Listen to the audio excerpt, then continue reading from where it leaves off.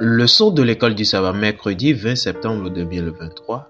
Le bouclier, le casque et l'épée. Le bouclier, le casque et l'épée. Quand et comment les croyants en tant que combattants dans le grand conflit devraient-ils utiliser le bouclier, le casque et l'épée? Éphésiens 6, le verset 16 et 17. Là, il est écrit: prenez par-dessus tout cela le bouclier de la foi avec lequel vous pourrez éteindre tous les traits enflammés du malin. Prenez aussi le casque du salut et l'épée de l'esprit qui est la parole de Dieu. Amen.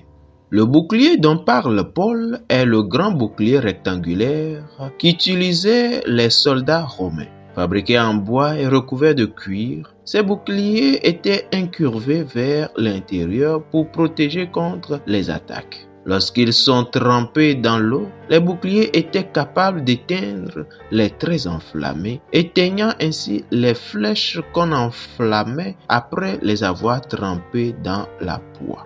La description par Paul du bouclier de la foi reflète l'utilisation du bouclier dans l'Ancien Testament comme symbole de Dieu qui protège son peuple. Genèse 15, le verset 1, Psaume 3, le verset 3.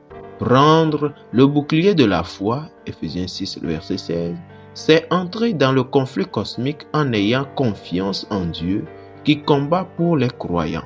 Éphésiens 6, le verset 10, fournit les meilleures armes, Éphésiens 6, le verset 11 et 13, et assure la victoire. Au temps de Paul, le casque de combat des Romains était en fer ou en bronze. Le bol qui protégeait la tête était blindé d'une lamelle à l'arrière pour protéger le cou, des protège-oreilles, d'une crête sourcilière et des plaques articulées pour protéger les joues. Compte tenu de la protection essentielle que donne un casque, le casque du salut, Éphésiens 6, le verset 17, symbolise le salut que les croyants reçoivent en solidarité avec le Christ ressuscité, élevé et exalté. Éphésiens 2, le verset 6 à 10. Porter le casque du salut signifie rejeter la crainte des puissances spirituelles si communes à l'époque et plutôt faire confiance à la puissance suprême de Christ. Voir à Éphésiens 1, le verset 15 à 23, Éphésiens 2, le verset 1 à 10.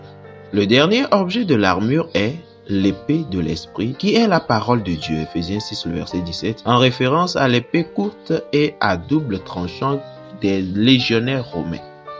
La tactique habituelle de combat consistait à lancer 2 javelots, non mentionnés par Paul, puis à tirer l'épée et à charger en utilisant l'épée courte dans un mouvement de poussée. L'épée des croyants est l'épée de l'esprit, en ce sens qu'elle est fournie par l'esprit, une arme identifiée comme étant la parole de Dieu. Paul s'avance en tant que général et lance un appel aux armes, prononçant des promesses d'espoir et de victoire de la part du divin commandant en chef. Ce sont ces promesses émises dans Éphésiens 6, le verset 10 à 20, qui constituent la parole de Dieu comme arme principale dans la lutte contre le mal. La parole de Dieu fait donc référence aux grandes promesses de l'Évangile que nous trouvons dans la Bible.